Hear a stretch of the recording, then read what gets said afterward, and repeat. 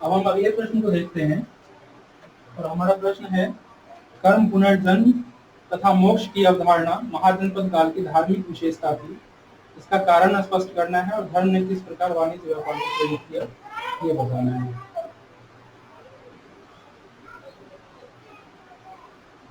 तो यहाँ पे हमारा इंट्रोडक्शन कैसे होगा,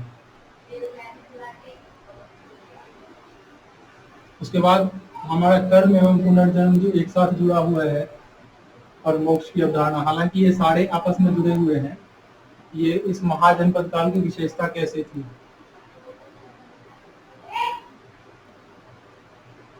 तो आप इसको इंट्रोडक्शन ऐसे शुरू कर सकते हैं, महाजनपद काल पर न केवल राजनीतिक बल्कि आर्थिक एवं धार्मिक क्रांतियों का काल दिखाई पड़ता है, जिसके अंतर्गत धर्म के मूल अवधारणा अर्थात धर्म के उद्देश्य एवं धर्म के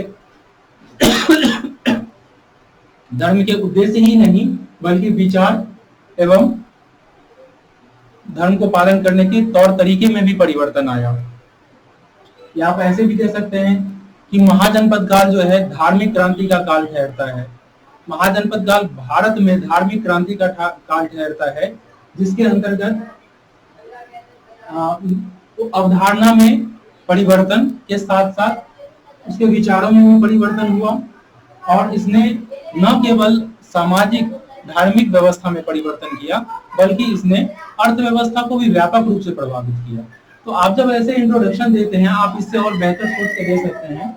जब आप ऐसे इंट्रोडक्शन देते हैं तो आप देखते हैं कि महाजनपद काल में जो काल के परिवर्तन या काल में परिवर्तन के कारण जो नई अवधारणा कर्म एवं पुनर्जन्म की निकल के आई है और उसके बाद इस धर्म ने व्यापार वाणिज्य को किस प्रकार से प्रभावित किया है या किस प्रकार से बढ़ाया है, वो लगेगा आपके इंट्रोडक्शन में कि ये आगे यही लिखने वाला है।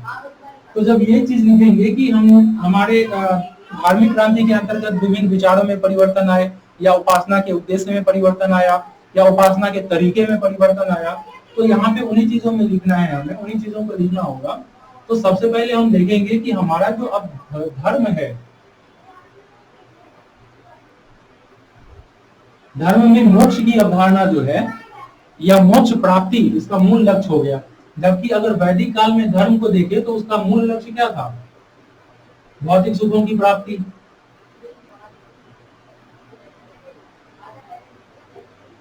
तो अब हमारा धर्म का उद्देश्य मोक्ष की प्राप्ति। अब मोक्ष होता क्या है और मोक्ष की अवधारणा आई क्यों?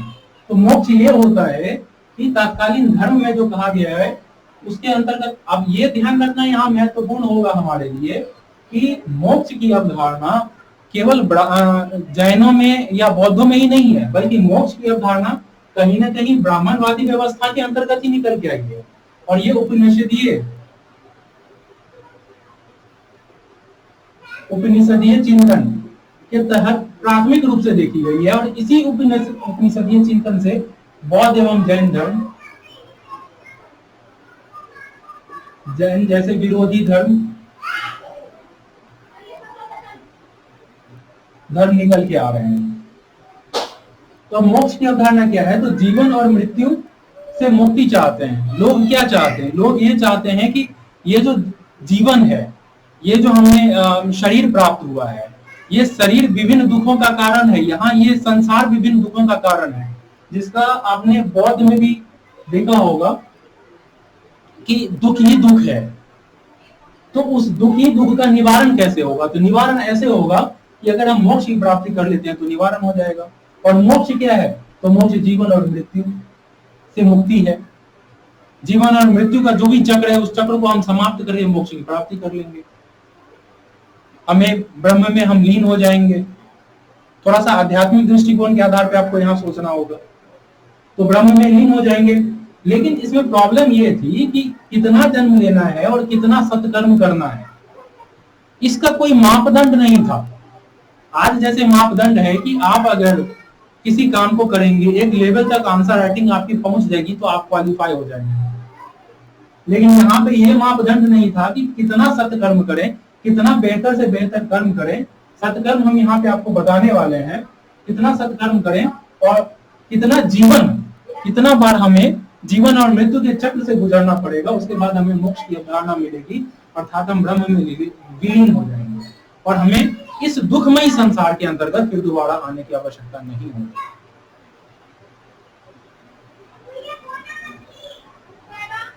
ये जो स्थितियां हैं, ये यहाँ इन स्थितियों से भी प्रभावित होती है कि सामाजिक स्थिति और आर्थिक स्थिति।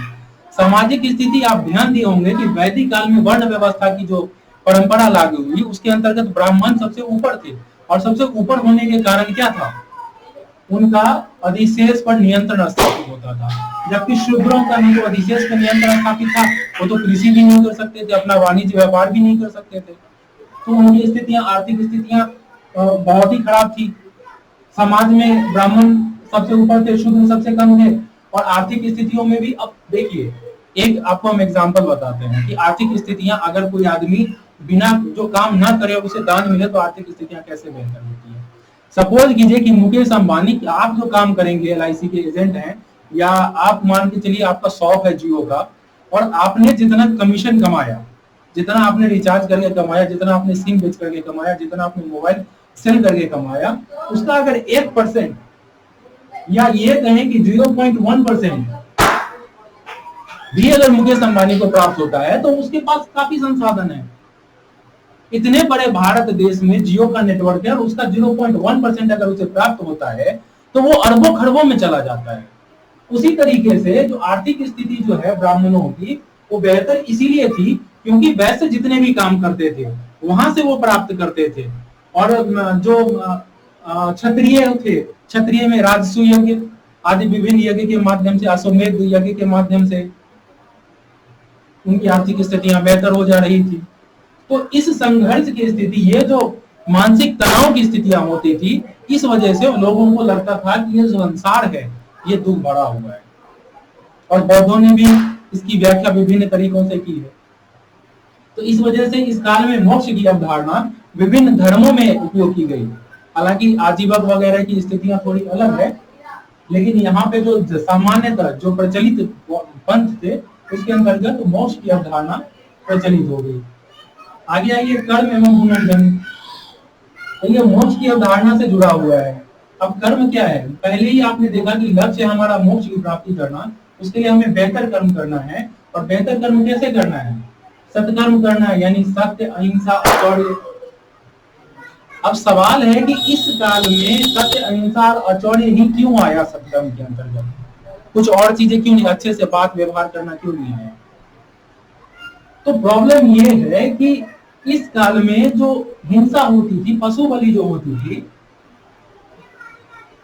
तो पशु बलि के माध्यम से जो पशु नष्ट होने लगे, तो इससे कृषि, एक और तो कृषि और दूसरी ओर व्यापार।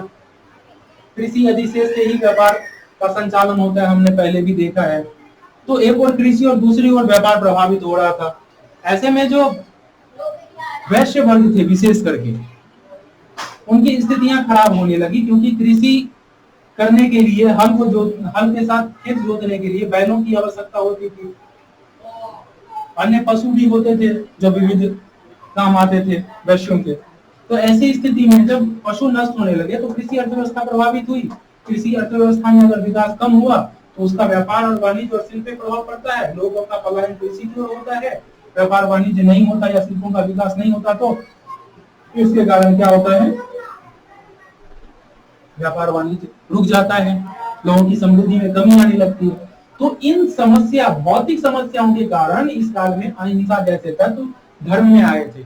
आप लोग तो कल्पना कर रहे हैं कि हाँ, सत्य अहिंसा, हे प्रभु, बस इतना तक सोचना नहीं है आपको, इससे आगे जाके सोचना है। इतना सोचना आप उन लोगों के लिए छोड़ दीजिए जो अपने जीवन को जी चुके हैं, आप उनसे आगे बढ़िए। अचौड़ी,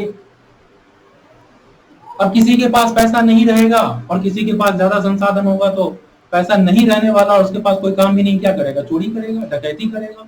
तो उस काल में ये सारी चीजें भी चोरी होने लगी थी, डकैती की समस्या उत्पन्न हो रही थी। और यही कारण है कि इन धर्मों ने, विशेष करके बौद्ध धर्म ने, अचौर्य करके जो है चोरी को रोका। और उसने वैश्यों और जो विशेष करके जो धनवान लोग थे, जो व्यापारी वर्ग थे, उनका आप कह सकते हैं कि उसकी स्वीकृति प्राप्त की, धार्मिक स्वीकृति। डकैती को भी आप इसी में शामिल कर लीजिए। और उसके बाद एक कॉन्सेप्ट था संग्रह नहीं करना, धन का संग्रह नहीं करना। और धन का संग्रह नहीं करने के लिए बोल करके इसने सामान्य जन को अपनी ओर आकर्षित किया। तो इन सत्कर्मों के माध्यम से विभिन्न धर्मों ने बोला कि अगर इन सत्कर्मों को करेंगे तो आपको अगले जन्म में उच्च वर्ण एवं उच्च आर्थिक स्थिति की प्राप्ति होगी। अब सवाल है कि ये बोला क्यों जा रहा है? क्या वास्तव में सत्कर्म करने से उच्च वर्ण की प्राप्ति होगी, या आर्थिक संसाधन अगले जन्म में होगा, या पुनर्जन्म जैसी कोई चीज वास्तव में है भी क्या? तो ये क्यों किया गया? ये इसीलिए किया गया क्योंकि, और एक और चीज समझ लीजिए कि ये वर्ण व्यवस्था की कठोरता थी। तो वर्ण व्यवस्था के कठोर होने के कारण व्यक्ति उसी जन्म में अपना वर्ण परिवर्तन नहीं कर सकता था, तो इसीलिए उसको मृत्युपरांत ही उसका वर्ण परिवर्तित हो सकता था और उसकी सामाजिक स्थिति बेहतर हो सकती थी। और सामाजिक अधिशेष स्थिति बेहतर होने से अधिशेष, अगर शूद्र से मृत्यु हो जाए और ब्राह्मण वर्ण में जन्म हो जाए तो अधिशेष की उसकी प्राप्ति हो जाएगी। तो इस कारण से कर्म एवं पुनर्जन्म की जो अवधारणा थी आम जन के अंतर्गत भी स्वीकृत हुई। अब क्यों हुआ और कर्म एवं पुनर्जन्म क्यों लाया गया, वो यहाँ आपको कारण देखना है। हमने जो क्वेश्चन पूछा था उसमें हमने यही पूछा था कि कर्म एवं पुनर्जन्म की अवधारणा के कारण बताएं। इस काल में कर्म एवं पुनर्जन्म की अवधारणा विभिन्न धर्मों में क्यों देखी जाती है, तो वही कारण आपको यहाँ जानना है। इसके अंतर्गत यह है कि सामाजिक असमता, और हमने आपको बताया कि सामाजिक असमानता होने के कारण क्या होता है, अधिशेष तक पहुंच नहीं होती, निम्न वर्ग की स्थिति खराब होती है। तो अच्छे कर्म करके अगर वो पुनर्जन्म में आता है और वर्ण व्यवस्था में उच्च स्थान प्राप्त कर लेता है। दूसरा है आर्थिक असमानता। आर्थिक असमानता की का भी हमने आपको बताया कि आर्थिक असमानता है, अच्छे कर्म करने के बाद पुनर्जन्म लेने से आपकी आर्थिक जो स्थितियां हैं वो बेहतर होगी। नैतिकता का प्रश्न, अब ये जो है ये सबसे महत्वपूर्ण है। सबसे महत्वपूर्ण कैसे है? अब सपोज कीजिए कि काम कोई और कर रहा है और उस अधिशेष का लाभ किसी और को प्राप्त हो रहा है, मेहनत कोई और कर रहा है और अच्छा खाना कोई और खा रहा है, अच्छी गाड़ी में कोई और घूम रहा है, और हम अगर मेहनत करें तो हमारी स्थितियां क्या होगी? हमारी स्थितियां होगी कि उनके संसाधनों का हम लूट कर लें, हम चोरी करें, हम डकैती करें। चोरी डकैती करने के बाद क्या स्थितियां होती है? किसी भी समाज में चोरी और डकैती करने वाले लोगों की संख्या बढ़ जाए, लूटमार करने वाले लोगों की संख्या बढ़ जाए तो क्या होगा? सामाजिक संघर्ष स्टार्ट हो जाएगा, सामाजिक संघर्ष शुरू हो जाएगा और कोई भी समाज ऐसी स्थिति में अस्थायित्व को प्राप्त नहीं कर पाएगा। और सामाजिक अस्थायित्व नहीं होगा तो क्या होगा? फिर किसी को संसाधन की प्राप्त, संसाधन ही व्यर्थ हो जाएंगे।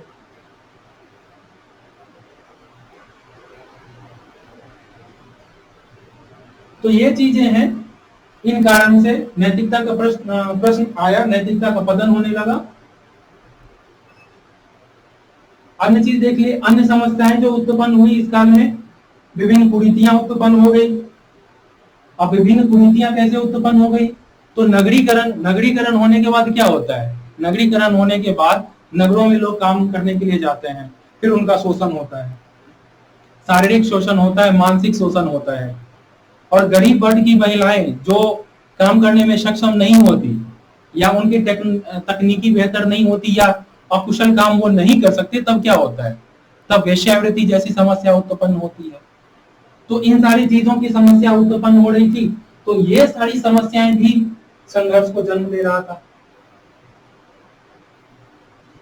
तो मूल बात यह है कि मोक्ष की अवधारणा तथा कर्म एवं पुनर्जन्म की अवधारणा तत्कालीन नगरीकरण की समस्या, जिसके अंतर्गत लोगों की नैतिकता में प्रश्न, नैतिकता का पतन हो रहा था, इस वजह से उस समय में सत्य, अहिंसा, औचौर्य और संग्रह न करने जैसी चीजों को विभिन्न धर्मों के अध्याय में शामिल किया गया।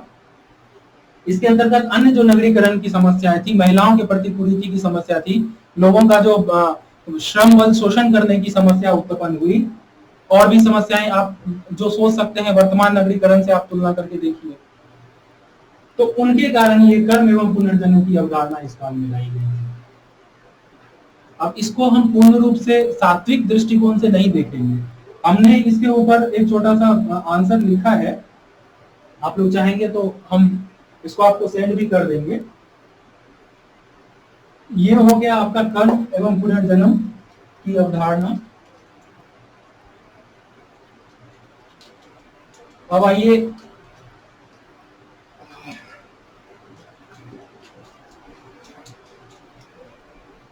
अब धर्म ने व्यापार को कैसे प्रेरित किया।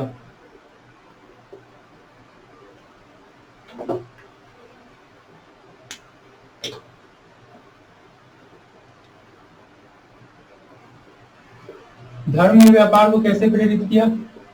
तो धर्म ने क्या बोला? धर्म ने अहिंसा का पाठ पढ़ाया।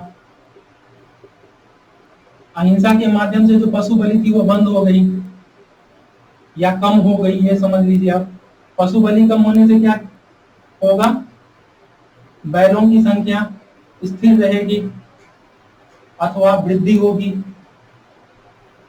तत्कालीन समय में यातायात एवं संचार के लिए क्या व्यवस्था थी?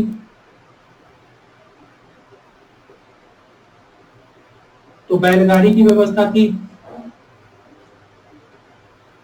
जो आंतरिक व्यापार को करता था, और बाह्य व्यापार के लिए जहाज का प्रयोग किया जाता था, पानी का जहाज। और इस जहाज तक या बंदरगाह तक वस्तुओं को पहुंचाने के लिए भी बैलगाड़ी ही माध्यम थी। तो अहिंसा ने क्या किया? धर्म ने अहिंसा का पाठ पढ़ाया, और जिसने पशु बलि की निंदा की, और पशु बलि की निंदा करने के साथ यातायात एवं संचार व्यवस्था को सुरक्षित किया। ये आपको लिखना है। अगला पाठ देखिए, सूदखोरी एवं मुनाफाखोरी।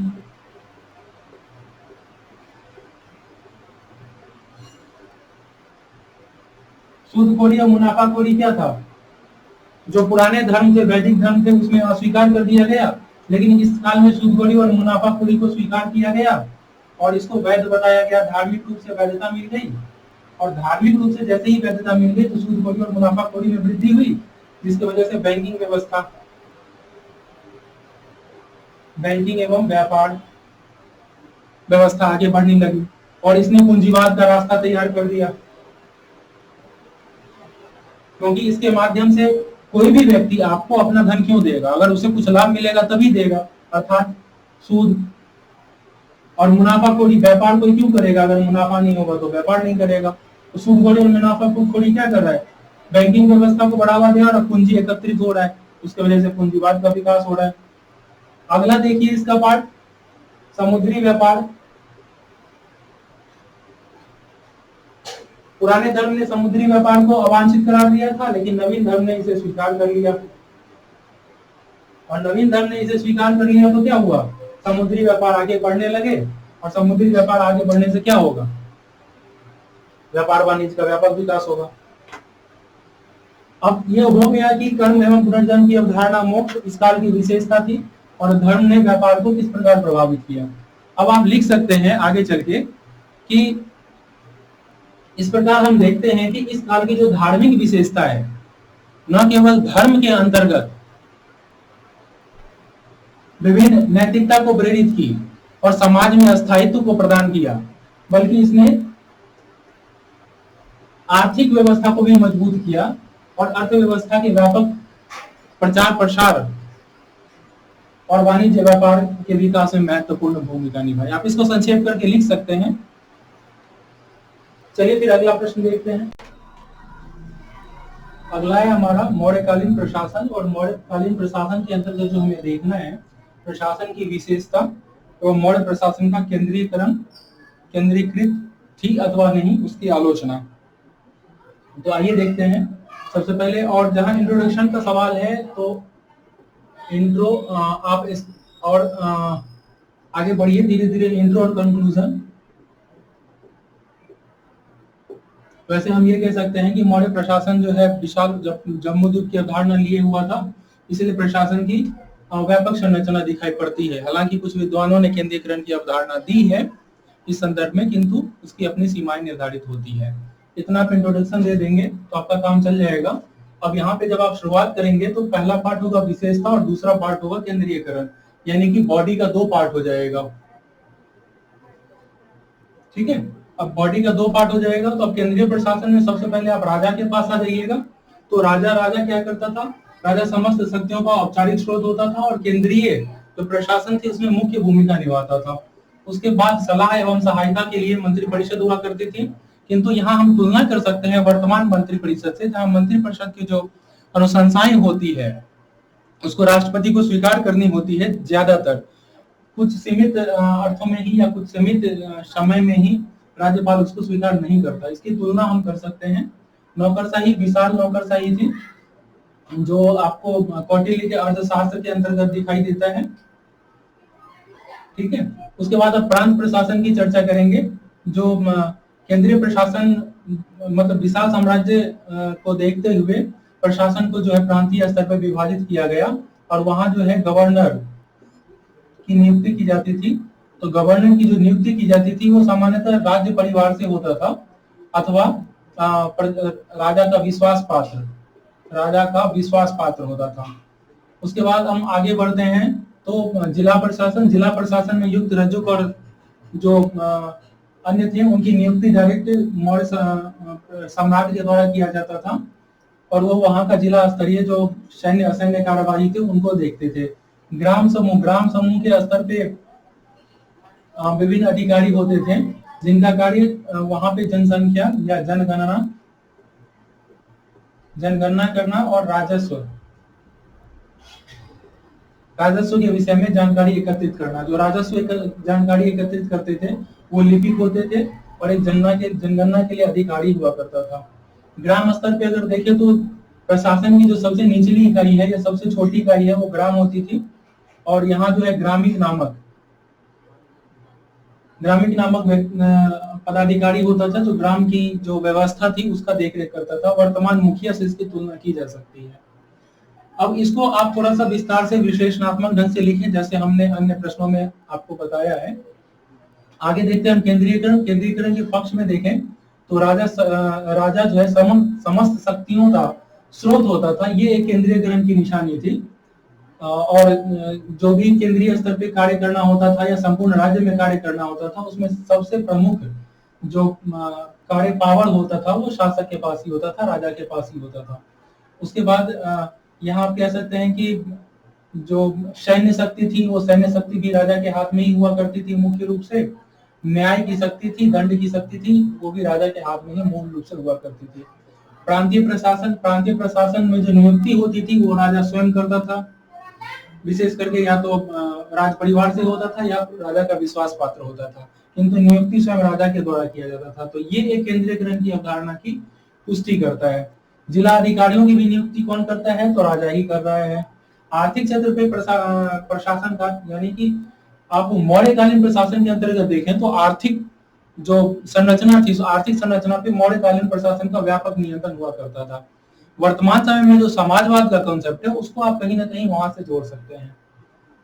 गुप्तचर व्यवस्था ऐसी हुआ करती थी, मतलब गुप्तचर आप ये ऐसे गुप्त लोग हुआ करते थे जो राजा को डायरेक्ट रिपोर्ट करते थे और प्रजा के विषय में जानकारी देते थे, प्रजा की समस्याओं के विषय में जानकारी देते थे।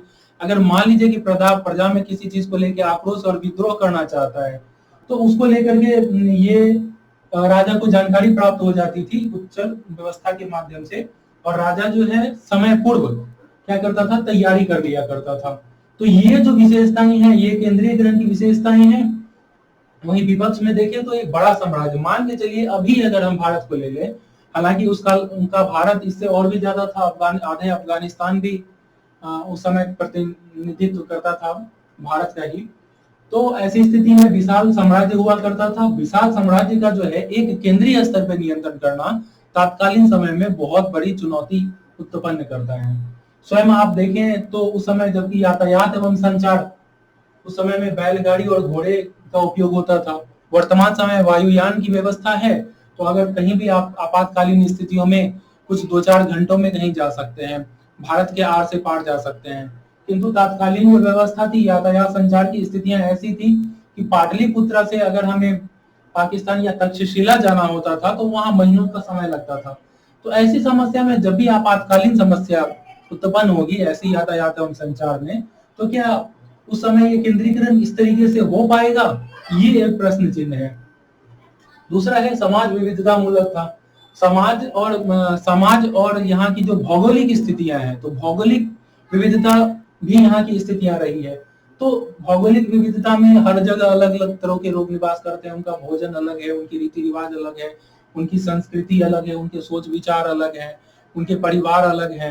तो ये एक सारा जो है एक साथ मेल मिलाप उस तरीके से नहीं होता विविधता के अंतर्गत, कहीं ना कहीं समानता असमानता की चीजें होती है।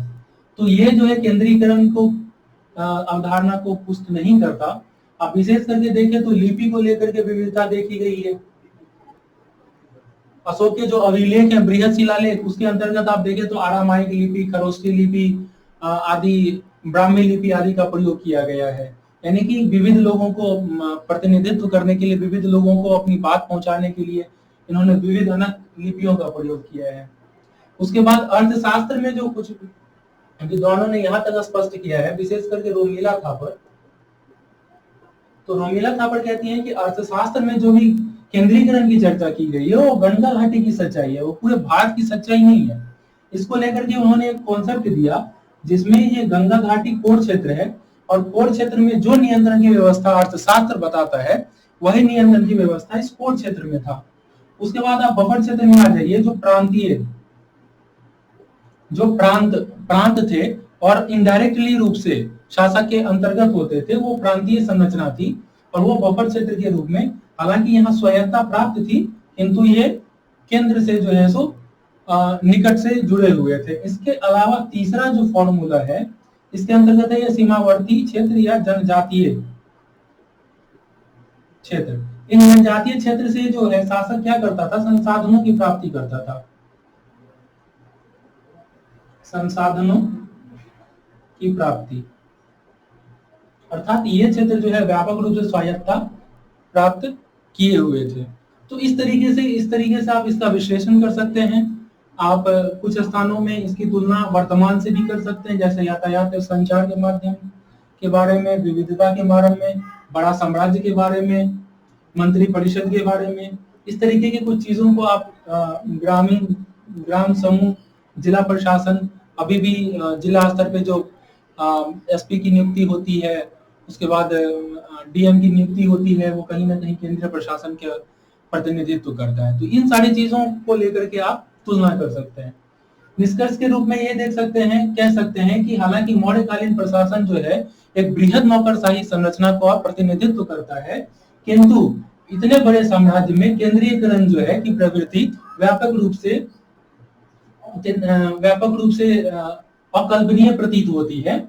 और जहां तक पूर्ण केंद्रीकरण का प्रश्न है तो यह गंगा घाटी की सच्चाई हो सकती है। आप इतना कह करके इसको निष्कर्ष को पूर्ण कर सकते हैं। आप चाहें तो इससे और ज्यादा सोच करके बेहतर निष्कर्ष लिख सकते हैं। तो चलिए आगे बढ़ते हैं अगले प्रश्न। अब मौर्योत्तरकालीन वाणिज्य व्यापार के विषय में चर्चा करते हैं।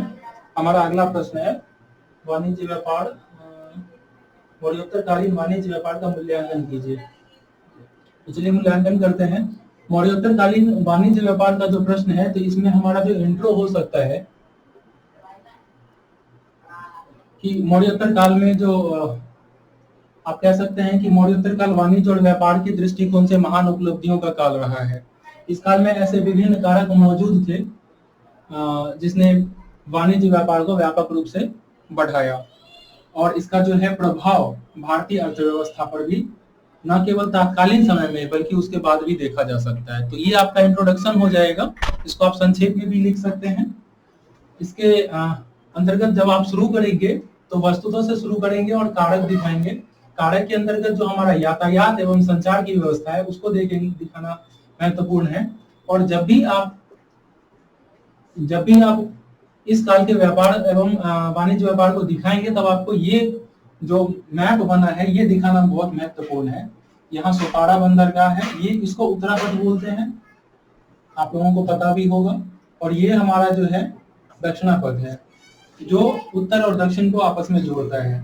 ये तक्षशिला समझ ही रहे हैं, कौशाम्बी, ताम्रलिप्ति, अरिकामेरु जो बंदरगाह है, प्रसिद्ध बंदरगाह, मुजरिस प्रसिद्ध बंदरगाह है, ताम्रलिप्ति प्रसिद्ध बंदरगाह है और सोपारा प्रसिद्ध बंदरगाह है। तो ये मैप जब आप बनाएंगे ना तो ये आपका जो है यातायात वाला जो क्लियर हो जाएगा कॉन्सेप्ट। उसके बाद देखिए आप, इस काल में कृषि का व्यापक विकास हुआ, भूमि अनुदान की प्रथा भी लागू हुई और कृषि का व्यापक विकास हुआ और कृषि के व्यापक विकास ने शिल्प को बढ़ावा दिया। इस काल में जो हमारा शिल्प का केंद्र है उसके अंतर्गत आप पाटलिपुत्रा को दिखा सकते हैं जहाँ लौह अयस्क या लौह से संबंधित उपकरण बनाए जाते थे। आप उड़ीसा को दिखा सकते हैं, हाथी दांत का केंद्र हुआ करता था। साटक वस्त्र हमारे यहाँ काफी व्यापक मात्रा में बनाए जाते थे, इसके विविध क्षेत्र आप दिखा सकते हैं। श्रेणी एवं निगम, श्रेणी क्या थी, निगम क्या थी, इसकी एक छोटी सी परिभाषा आप दे देंगे और बता देंगे कि इसने व्यापार को कैसे प्रभावित किया। नवीन सामाजिक वर्ग, इस काल में जो धनी वर्ग के रूप में विभिन्न वर्गों की उत्पत्ति हुई। गृहपति इस काल में एक समूह के रूप में प्रतिष्ठित हुआ जिसने क्या किया, वस्तुओं की मांग में वृद्धि कर दी। और उसके बाद जो मॉनसून की खोज है, इस मॉनसून की खोज हिप्पालस द्वारा की गई और मॉनसून में आप जानते हैं कि हवा परिवर्तन होता है। तो ये है कि भूगोल आप दिखा सकते हैं कि भूगोल की कैसी व्यापक भूमिका होती है। अब व्यापार में अब आप कहेंगे कि आंतरिक व्यापार और बाह्य व्यापार, यहाँ हम संतुलन कैसे स्थापित करें, जबकि बाह्य व्यापार में हमारे पास इतने आयाम है लेकिन आंतरिक व्यापार में बहुत ही कम आयाम है। तो आप जो कारक लिख रहे हैं इसमें से बहुत सारे ऐसे कारक हैं, विशेष करके यातायात एवं संचार, वो जो है आंतरिक व्यवस्था को मजबूती प्रदान कर रहे हैं। तो जब आंतरिक की बात करते हैं तो ये कारक जो है ना इसमें एक तरीके से इंक्लूड हो जाता है। हालांकि आपको ये स्पष्ट रूप से अलग से दोनों दिखाने हैं, लेकिन यहाँ आंतरिक में कम ही आएगा क्योंकि आंतरिक में कारक ज्यादा महत्वपूर्ण हो जाएगा और बाह्य व्यापार में ये सारी चीजें महत्वपूर्ण हो जाएगी। तो चलिए देखते हैं आंतरिक के अंतर्गत। आंतरिक के अंतर्गत ग्रामीण से जो शहर की ओर है वस्तुओं, विशेष करके खाद्यान्न वस्तुओं का आज भी व्यापार होता है। शहर से शहर की ओर आप खाद्यान्न भी दे सकते हैं और विनिर्मित वस्तुओं को भी आप शहर से शहर बेच सकते हैं। शहर से ग्रामीण और जो औजार होते थे, कृषि के लिए औजार हुए, वस्त्र हुए, आभूषण हुए, उन चीजों का व्यापार होता था। बाह्य व्यापार के अंतर्गत आप संबंध बताएंगे कि पश्चिम में कहाँ कहाँ संबंध था। पश्चिम में जैसे रोमन साम्राज्य से संबंध था, मध्य एशिया से, पश्चिम एशिया से संबंध,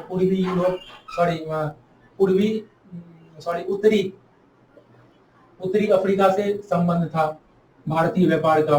निर्यात के अंतर्गत हम लोग देख सकते हैं क्या क्या है, वस्त्र, मसाले। ये जो हमारा ढांचा है, इस ढांचा को ध्यान रखिएगा, कभी भी व्यापार वाणिज्य में प्राचीन काल के अंतर्गत रहेगा तो ढांचा आपका यही रहेगा, केवल विषय वस्तु में परिवर्तन हो जाएगा। मसाले हो गए, वस्त्र हो गए, काली मिर्च होती थी, हाथी दांत निर्मित वस्तुएं होती थी, अन्य विनिर्मित पदार्थ निर्मित होते थे। आयात में अगर हमारे पास देखे, रोम से देखे तो सोने चांदी का आयात होता था। उसके बाद शीशे की वस्तु का आयात होता था, अन्य शराब एवं अन्य पदार्थ का आयात किया जाता था। व्यापारिक मार्ग के अंतर्गत हम देखें तो स्थल मार्ग और जल मार्ग। स्थल मार्ग आपको ध्यान हो कि ये जो हमारा तक्षशिला वाला रूट है, ये तक्षशिला वाला रूट यहाँ पे रेशम मार्ग से जुड़ जाता था और अफगानिस्तान पे चूंकि उस समय भारतीय साम्राज्य के अंतर्गत ही अफगानिस्तान हुआ करता था और कुषाणों के द्वारा ये नियंत्रित होता था। तो यहाँ इस मार्ग तक पहुंच होने के कारण जो है वाणिज्य व्यापार का स्थल मार्ग के थ्रू भी व्यापक विकास हुआ, व्यापक विस्तार हुआ। वहीं जल मार्ग के रूप में आप बंदरगाह दे सकते हैं, सोपारा मैंने यहाँ पे दिखा भी दिया है, सोपारा, ताम्रलिप्ति, अरिकामेरु, मुजरिस आदि ये आप दिखा सकते हैं। इस काल में जो प्लिनी नामक लेखक है, उस लेखक ने कितने सारे बंदरगाहों की चर्चा की है, 24 बंदरगाह संभवतः उन्होंने चर्चा की, उसकी आप चर्चा कर सकते हैं। व्यापार संतुलन के रूप में देखें तो आप देखते हैं कि यहाँ हमारा जो आयात होता है, निर्यात होता है विनिर्मित वस्तुओं का, जबकि आयात होता है कीमती धातुओं का, सोने चांदी शीशा आदि। तो ये क्या है, हमारा व्यापार संतुलन भारतीय पक्ष में बना हुआ था। आप वर्तमान में देखिए तो भारत सरकार क्या कर रही है, विनिर्माण का केंद्र बनाना चाह रही है भारत को, लेकिन तत्कालीन समय में भारत विनिर्माण का केंद्र था। तो इस तरीके की चीजें हैं, ये आप तुलना करके बता सकते हैं। नगरीकरण, जैसे जैसे वाणिज्य व्यापार का विकास होता है तो वाणिज्य व्यापार बंदरगाही नगर बन जाते हैं, शिल्प विनिर्माण केंद्र के रूप में नगर की स्थापना होती है, और आप कह सकते हैं प्रशासनिक नगर के रूप में नगरों का विकास होता है। उसके बाद आप कह सकते हैं धार्मिक नगर के रूप में भी नगरों का विकास होता है। मुद्रा अर्थव्यवस्था, मुद्रा अर्थव्यवस्था तो पहले से ही महाजनपद काल से ही चली आ रही थी, किंतु इस काल में जो सोने चांदी का व्यापक रूप से आयात हुआ तो मुद्रा अर्थव्यवस्था का और भी मुद्रा अर्थव्यवस्था को बढ़ावा मिला। तो अब इसका निष्कर्ष क्या दे सकते हैं, ये हमारा बॉडी के बाद हमारा निष्कर्ष ये हो सकता है कि तात्कालिक समय में मौर्योत्तर, इस प्रकार हम कह सकते हैं कि मौर्योत्तर काल में जो भूमंडलीकरण था उसका प्रतिनिधित्व भारत कर रहा था, उसका प्रतिनिधित्व भारत कर रहा था। इस तरीके से आप कुछ निष्कर्ष दे सकते हैं, ये कह सकते हैं कि इस प्रकार हम देखते हैं कि मौर्योत्तर काल में भारत का जो वाणिज्य व्यापार था काफी विकसित था। इसका पश्चिम और पूर्व के साथ व्यापार में भारत जो है केंद्रीय भूमिका निभाता था। इस प्रकार तात्कालीन समय में जो भूमंडलीकरण था उसके केंद्र में भारत था। इस तरीके से आप कुछ अच्छा निष्कर्ष देंगे तो आपको ज्यादा से ज्यादा मार्क्स मिल सकते हैं। अगला हमारा प्रश्न है स्वर्ण सिक्कों का व्यापक प्रयोग। जन सामान्य के द्वारा स्वर्ण सिक्कों का व्यापक प्रयोग, गुप्त काल के स्वर्ण युग की अवधारणा। क्या आप गुप्त काल को स्वर्ण युग मानते हैं? तो यहाँ हमें गुप्त काल को लेकर के जो है स्वर्ण युग की जो कल्पना की है उसके पक्ष और विपक्ष में हमें देखना होगा। पक्ष और विपक्ष में तो देखना ही है, इसके साथ साथ एक चीज और देखना है, जो यहाँ पे जो एक स्टेटमेंट दिया गया है जन सामान्य द्वारा सिक्कों का व्यापक प्रयोग, इसे हमें क्या करना है, खंडित करना है। खंडित इस तरीके से करना है कि आप इंट्रो दे सकते हैं कि गुप्त काल जो है व्यापक रूप से सामाजिक सांस्कृतिक उपलब्धियों का काल रहा है। या सामाजिक आप न दें, सामाजिक रूप से तो थोड़ी दिक्कत ही नहीं है। गुप्त काल व्यापक सांस्कृतिक एवं कला के संबंध में आप दे सकते हैं कि उपलब्धियों का काल रहा है। इस कारण जो है, या इस काल में आप इसको ऐसे भी दे सकते हैं कि गुप्त काल के विषय में स्वर्ण युग की अवधारणा प्रचलित है, जिसके अंतर्गत कुछ विद्वानों का मानना है कि जन सामान्य के द्वारा सिक्कों का व्यापक रूप से प्रयोग किया जाता था, स्वर्ण सिक्कों का। जबकि व्यापक विश्लेषण करने पे या सूक्ष्म विश्लेषण करने पे पता चलता है कि इस तरीके की अवधारणा जो है इस तरीके की अवधारणा पुष्ट नहीं होती। ऐसा करके कुछ आप लिख सकते हैं। इसके अंतर्गत पहला पैराग्राफ आपको ये एक दे देना है, क्योंकि ये स्टेटमेंट दिया हुआ है इसलिए इसका खंडन बहुत जरूरी होता है। स्वर्ण सिक्कों का प्रयोग कहाँ कहाँ किया जा सकता है? सोचिए जरा, आज के समय में भी हमारे पास 2000 के नोट नहीं होते, या जो 2000 के नोट होते हैं उच्च वर्ण के लोगों के पास होते हैं। निम्न वर्ण के लोगों के पास सोने की क्या स्थितियां हो सकती है? अभी भी चांदी की भी स्थितियां बेहतर नहीं है, तो आप सोने की तो स्थितियां छोड़ दीजिए। तो इस तरीके से हम सोचते हैं, और यहाँ पे हमें ये दिखाना है कि उच्च वर्ग जो होते थे वो स्वर्ण धारण करते थे और स्वर्ण सिक्कों का व्यापक प्रयोग करते थे। हालांकि इस काल में स्वर्ण सिक्कों का व्यापक उपयोग हुआ, लेकिन ये जन सामान्य के द्वारा न होकर के उच्च वर्ग के द्वारा होता था, जो विलासिता की वस्तु खरीदने के लिए स्वर्ण सिक्कों का प्रयोग करते थे। वाणिज्य व्यापार जो व्यापक रूप से दूरस्थ वाणिज्य व्यापार होता था, उसके अंतर्गत स्वर्ण सिक्कों का प्रयोग व्यापक रूप से देखा जाता है। प्रशासन में वेतन और सामंतों को जो टैक्स वगैरह एकत्रित करते हैं, तो वो क्या करते हैं, अगर उन्हें चांदी के सिक्के मिलते हैं या अन्य धातु के सिक्के मिलते हैं, तो वो उसको इकट्ठा करके एक्सचेंज करके स्वर्ण सिक्का इकट्ठा करके केंद्र तक पहुंचाते हैं। तो इस तरीके से ये वेतन हो गया, ये कर के रूप में आप कह सकते हैं। और ये हमने दिखा दिया एक पक्ष की किसके द्वारा स्वर्ण सिक्के का प्रयोग हो रहा है।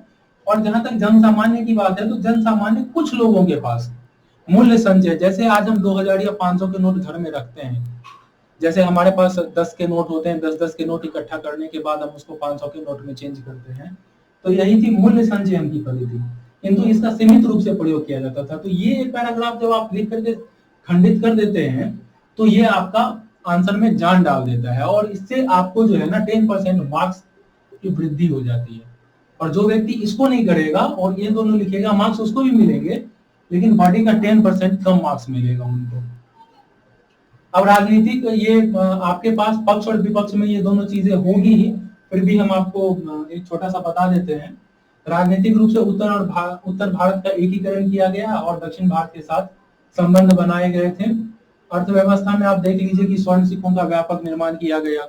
इसका मतलब स्वर्ण तो है इस काल में। और इसमें अगर गुप्त काल को अगर दो भागों में बांट दें व्यापारिक दृष्टिकोण से, तो प्राथमिक भाग जो है या प्रथम भाग जो है उसमें वाणिज्य व्यापार रोमन साम्राज्य के साथ व्यापक रूप से होती थी, किंतु जो द्वितीय काल, इस काल में जो है व्यापार वाणिज्य में गिरावट आ गई थी। तो हमें यहाँ जो दिखाना है, चूंकि हम स्वर्ण काल की बात कर रहे हैं तो यहाँ हम उपलब्धियों की बात करेंगे, तो यहाँ हमें वाणिज्य व्यापार के विकास की बात करनी होगी।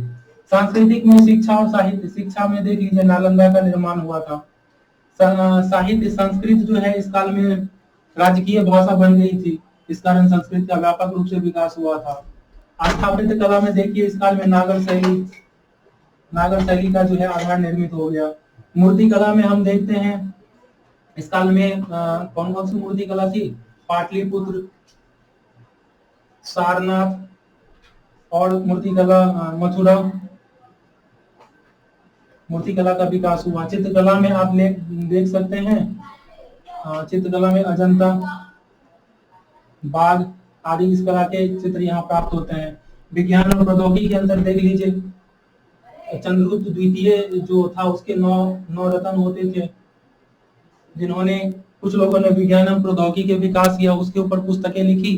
कालिदास ने एक महत्वपूर्ण साहित्य लिखा, अभिज्ञान शाकुंतलम लिखा, और भी सारी चीजें देखने को मिलती है।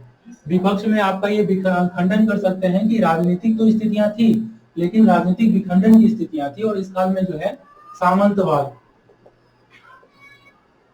प्रारंभ होने लगा था। हालांकि सामंतवाद थोड़े पहले से ही प्रारंभ होने लगा था, लेकिन इस काल में थोड़ा ज्यादा आगे बढ़ चढ़कर होने लगा। विशेष करके जो दक्षिण भारत की स्थितियां थी, वहां विजित करने के बाद भी उन्हें साम्राज्य दे दिया गया, वो अप्रत्यक्ष नियंत्रण में हुआ करता था। उसी तरीके से भूमि अनुदान के कारण जो है, यहाँ हम भूमि अनुदान अर्थव्यवस्था में दे सकते हैं। इसके कारण क्या हुआ, भूमि अनुदान के कारण कृषि का व्यापक विकास हुआ, ठीक है। किंतु भूमि अनुदान दिया किसको जाता था, तो ब्राह्मणों को दिया जाता था। तो ब्राह्मण क्या हुआ, ब्राह्मण इस काल में क्या हुए, प्रतिष्ठापित होने लगे और प्रशासन में भी भूमिका निभाने लगे, और साथ साथ दूरस्थ क्षेत्र थे उस क्षेत्र में भी ब्राह्मणों का नेतृत्व स्थापित होने लगा। समाज के अंतर्गत हम देखते हैं कि वर्ण व्यवस्था काफी जटिल हो गई और महिलाओं को निम्न स्थान दिया गया। आप देवदासी के अंतर्गत देखेंगे तो देवदासी प्रथा इस काल में, देवदासी प्रथा के साक्ष्य भी मिले हैं, और ये एक संस्कृत ग्रंथ है अभिज्ञान शाकुंतलम में ही शायद उसी में देवदासी होने का जो है प्रमाण, जिसे कालिदास द्वारा रचित किया गया, उसमें लिखा गया है।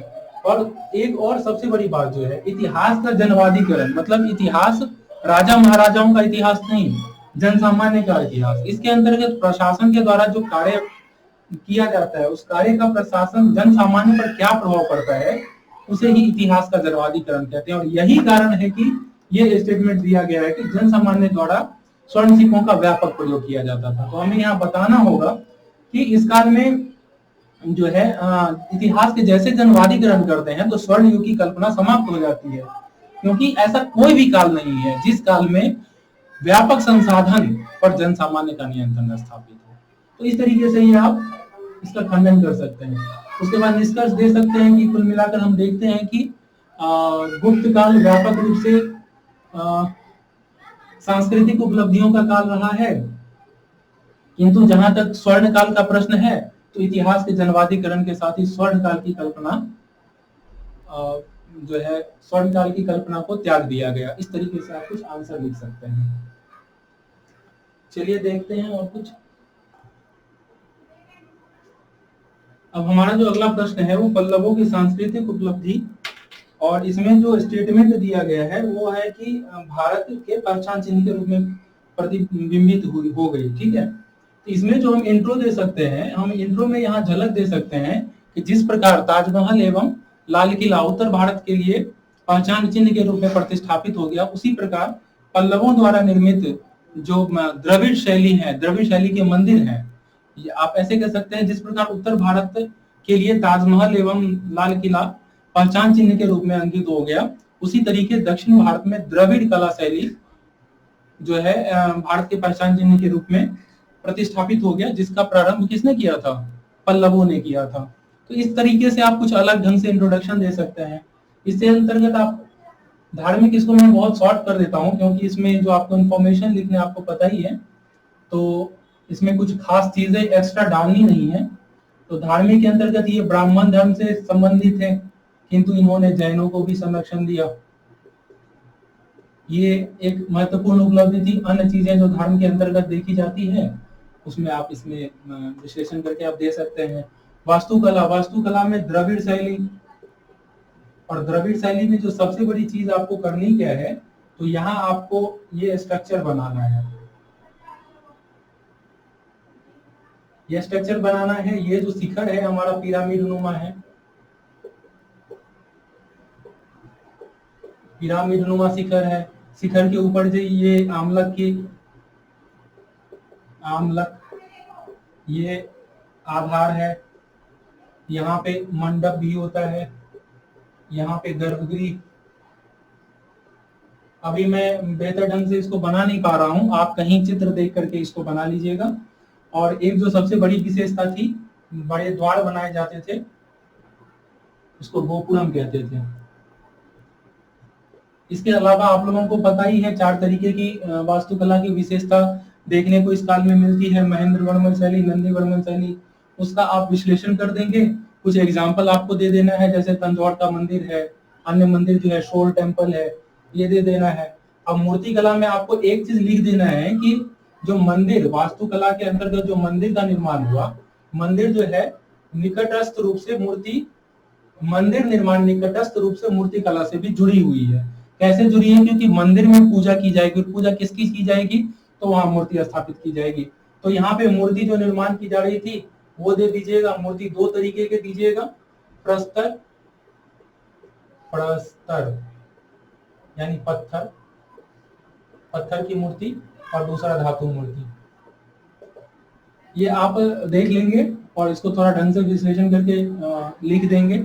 इसका मैंने बहुत ही सीमित लिखा है क्योंकि मैंने एक क्वेश्चन, आप लोगों के जो कॉपी आए हैं उसमें मैंने देखा है आपके पास विशाल संसाधन है, और जो यहाँ पे लिखना है उसमें केवल मैंने ये चीज देखा था जो कमी थी, तो उसको आपको लिख देना है। और मंदिर वास्तुकला को मूर्ति कला से जोड़ देना है। इतना करके आप थोड़ा विश्लेषणात्मक ढंग से लिख देंगे और इसका कंक्लूजन दे देंगे। इस प्रकार हम देखते हैं कि इस काल में पल्लवों की उपलब्धियां विशेष करके सांस्कृतिक क्षेत्र में व्यापक रूप से देखी जाती हैं, और इस काल में जो वास्तुकला का निर्माण हुआ वो वर्तमान भारत के पहचान चिन्ह के रूप में अंकित हो गई है। ऐसा करके आप कुछ लिख सकते हैं। तो मित्रों, मैंने इसका विश्लेषण करने की व्यापक कोशिश की है। अगर आपको इसके अलावा इसमें कोई भी दिक्कत महसूस हो रही हो कहीं भी, तो आप को अगर व्यक्तिगत रूप से कोई समस्या हो, हालांकि मैंने जब शुरुआत की थी तो शुरुआत का जो हमारा एक क्वेश्चन था वो बहुत लंबा था, आधे घंटे के आसपास का था, क्योंकि मैंने वहां मुझे शुरुआत करनी थी, वहां मुझे आपको सारी चीजें बतानी थी जो चीजें आपको अब जो आंसर राइटिंग करनी है उसमें आपको करनी है। और इस प्रश्न को मैंने थोड़ा शॉर्ट किया भी है, और मैं ये भी देखना चाहता हूं कि वहां से यहाँ तक आने पे आपने कितना कुछ सीखा और अगले प्रश्न पत्र में वो किस तरीके से निखर के सामने आता है। तो इसी के साथ बहुत बहुत धन्यवाद और ढेर सारी शुभकामनाएं। मिलते हैं बहुत जल्द अगले टेस्ट सीरीज के साथ। धन्यवाद।